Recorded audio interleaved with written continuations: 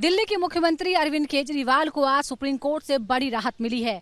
शराब घोटाले के मामले में सीबीआई के केस में आज उन्हें जमानत मिल गई है, क्योंकि ईडी के केस में उन्हें पहले ही 12 जुलाई को अंतरिम जमानत मिल चुकी थी। हालांकि कई शर्तें भी लगाई गई हैं। अब इस मामले पर राजनीतिक बयानबाजी भी शुरू हो गई है, क्योंकि शर्तों को लेकर बीजेपी सवाल उठा रही है कि अरविंद केजरीवाल मुख्यमंत्री के तौर पर नहीं बल्कि एक आम आदमी पार्टी के नेता के तौर पर ही बाहर आ पाएंगे।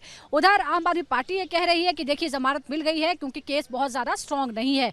हम चर्चा करते हैं, हमारे सहयोगी जो कि लीगल मामलों के एक्सपर्ट हैं वो कोर्ट रूम में ही मौजूद थे जब इस मामले की सुनवाई हो रही थी। अखिलेश जी हमारे साथ हैं।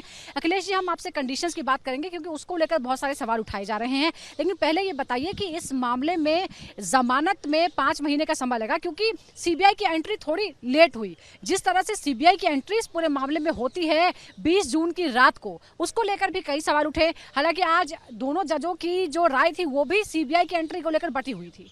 बिल्कुल, जस्टिस उज्जवल भुइयां ने कहा है कि जो गिरफ्तारी सीबीआई की थी उसको कहीं जस्टिफाई नहीं किया जा सकता, इसलिए इन लोगों ने इस मुद्दे पर अलग अलग फैसला सुनाया। जस्टिस सूर्यकांत ने अलग सुनाया, जस्टिस उज्जवल भुइयां ने अलग सुनाया, और जस्टिस उज्जवल भुइयां ने कई बार फटकार लगाई है फैसले में सीबीआई को। यहाँ तक कहा है कि सीबीआई की जो इमेज थी वो अब धीरे धीरे सुधरने लगी थी, पुरानी इमेज पे उसे नहीं जाना चाहिए। जो उसे एक समय केस पैरेट कहा गया था उस पर उसको ध्यान देना चाहिए कि फिर न लोग कहने लगे।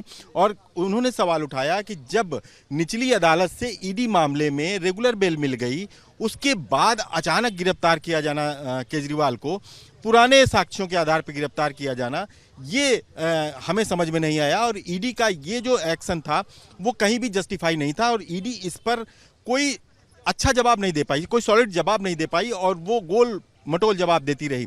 इससे वो जज संतुष्ट नहीं थे। हालांकि उन्होंने भी माना कि जमानत देनी चाहिए, और जो शर्तें हैं वो जो जस्टिस सूर्यकांत ने माना कि जो ईडी मामले में अंतरिम जमानत पर शर्तें लागू की गई हैं केजरीवाल की, कि 10 लाख रुपए बेल बॉन्ड पे, कोई भी अपना ऑफिस ज्वाइन नहीं करेंगे, सचिवालय नहीं जाएंगे, किसी सरकारी फाइल पे साइन नहीं करेंगे, ये बशर्ते कोई ऐसी फाइल हो जिस पे बहुत जरूरी हो साइन करना, और उस पर एलजी ने इनको डायरेक्शन दिया हो कि आप इस फाइल पे साइन कीजिए, उसी फाइल पे साइन कर सकते हैं।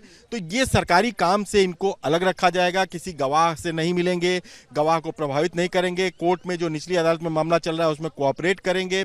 ये सारी शर्तें इनके ऊपर लगाई गई हैं। ये शर्तें ईडी में भी लगी थी।